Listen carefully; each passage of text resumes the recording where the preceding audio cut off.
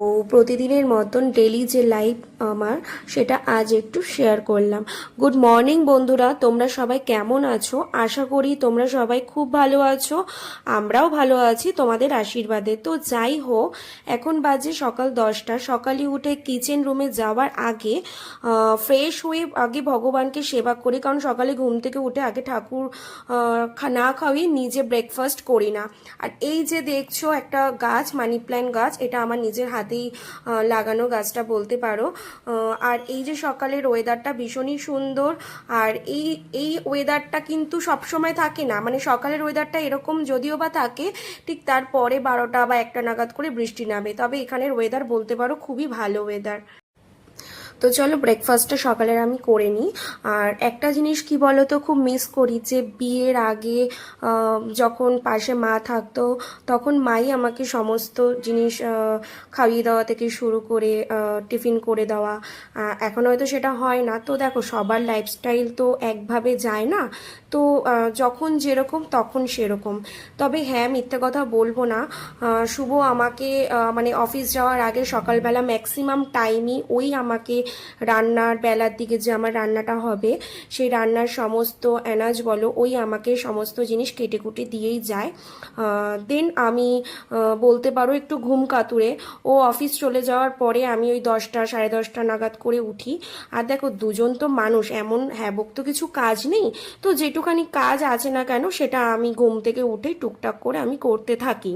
আর ও আমাকে কোনোভাবেই ডিস্টার্ব করে না সকালবেলা, ও ওর মতন করে অফিস চলে যায়।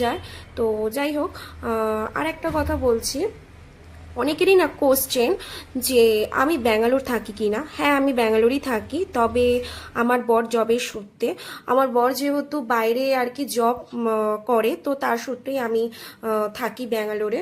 আর এই যে আমার বর চিংড়ি মাছটা দিয়ে গেছে, তো আমি এখন সেগুলোকে কাটছি। তবে বিয়ের আগে আমি কোনো সময় মাছ বলো কিছু কাটিনি।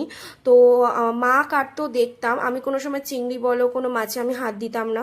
ওই যে বললাম, সবার লাইফস্টাইল সমান যায় না। তো দেখো, আমি না অ্যাকচুয়ালি বড় বড় চিংড়িগুলোকে না ধরতে প্রচণ্ড ভয় পাই। তো কিছু করার নেই, করতে আমাকেই হবে। আর শুভ বলেছিল যে চিংড়ি মাছগুলোকে আমি কেটে নিয়ে আসি বাজার থেকে। তো আমি ওকে বারণ করেছি যে দেখো, বাজার থেকে চিংড়ি মাছ কেটে এনো না, কারণ বাজারের ওরা কি বলো তো, চিংড়ি মাছ সেইভাবে ভালো করে না কাটে না, কারণ পিঠের দিকে একটা কালোর মধ্যে শিকদাঁড়া থাকে মাছে, সেটাকে বার করতে হয়। তো যাই হোক, আমি মাছটাকে কেটে ভালো করে নুন হলুদ মাখিয়ে ভালো করে ধুয়ে আমি রান্নাটা করব। আর তার আগে একটা কথা বলি, যেটা বলছিলাম যে আমার বরের জবের সূত্রেই আমি বাইরে থাকি। যেহেতু আমার বর বাইরেই পড়াশুনো করেছে, ওর বাইরেই জব হয়েছে। তো কলকাতায় আমার বাড়ি আছে নিজের, মানে শ্বশুর বাড়ি। তো সেখানে শ্বশুর মশাই থাকে। তো আমি আর আমার বর আমরা দুজনেই ব্যাঙ্গালোরে থাকি। আর আমার বরের যে মা, মানে আমার শাশুড়ি মা, অনেক ছোটোবেলায় শুভ থাকতেই ওর মা আর কি মারা যায়। তো সেক্ষেত্রে আমরা তিনজনই মানুষ। আমার শ্বশুর জব করে কলকাতাতেই, তো আমার শ্বশুর কলকাতায় থাকে। তো চলো আর বেশি কথা না বাড়িয়ে রান্নাটা করা যাক, শুরু করা যাক। তো একদমই নর্মাল রেসিপি বলতে পারো, পটল চিংড়ি, যেটা সবার ঘরেই ম্যাক্সিমাম টাইমেই হয়ে থাকে। তো আজকে জাস্ট আমি ঘুম থেকে উঠে ভাবলাম যে একটু তোমাদের সাথে শেয়ার করি। ধুয়ে আমি এদিকে নুন আর হলুদ মাখিয়ে আর একটু তেল দিয়ে রাখলাম, যাতে একটার গায়ে একটা রান্না করার সময় লেগে না যায়। তো এরকম ভাবে মেখে 5 মিনিটের মতন আমি ঢাকনা দিয়ে ঢেকে রাখলাম। আর এদিকে আমার পর এনাজ কেটে দিয়ে গেছে। আর এই যে মাছটা এবার আমি রান্না করব।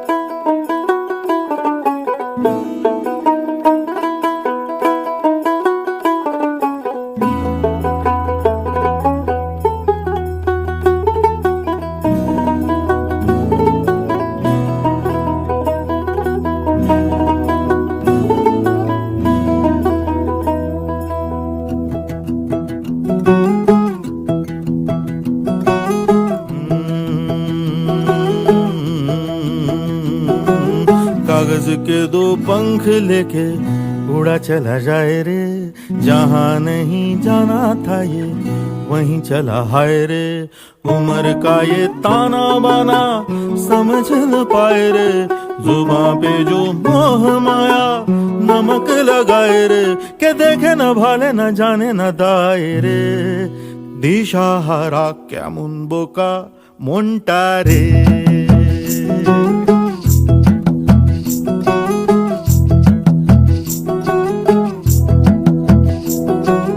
कागज के दो पंख लेके उड़ा चला जाए रे जहाँ नहीं जाना था ये वहीं चला हाय रे उम्र का ये ताना बाना समझ আজকের জন্য আমার এখানেই রান্না কমপ্লিট। আর সকালে যে বললাম যে বেলার দিকে বৃষ্টিটা হবে, তো দেখতেই পাচ্ছ তোমরা যে ভালোই বৃষ্টিটা নেমেছে। এখানে প্রতিদিনই সকালে খুব সুন্দর একটা ওয়েদার ওঠে, মানে রোদ আর কি। তো আর বেলার দিকে প্রতিদিনই এখানে বৃষ্টি হয়, এখানে ওয়েদার ভালোই বলতে পারো। যাই হোক, তোমরা সবাই ভালো থেকো, সুস্থ থেকো। দেখা হচ্ছে কোনো নেক্সট কোনো ভিডিওতে, ততদিনে তোমরা ভালো থেকো, বাই।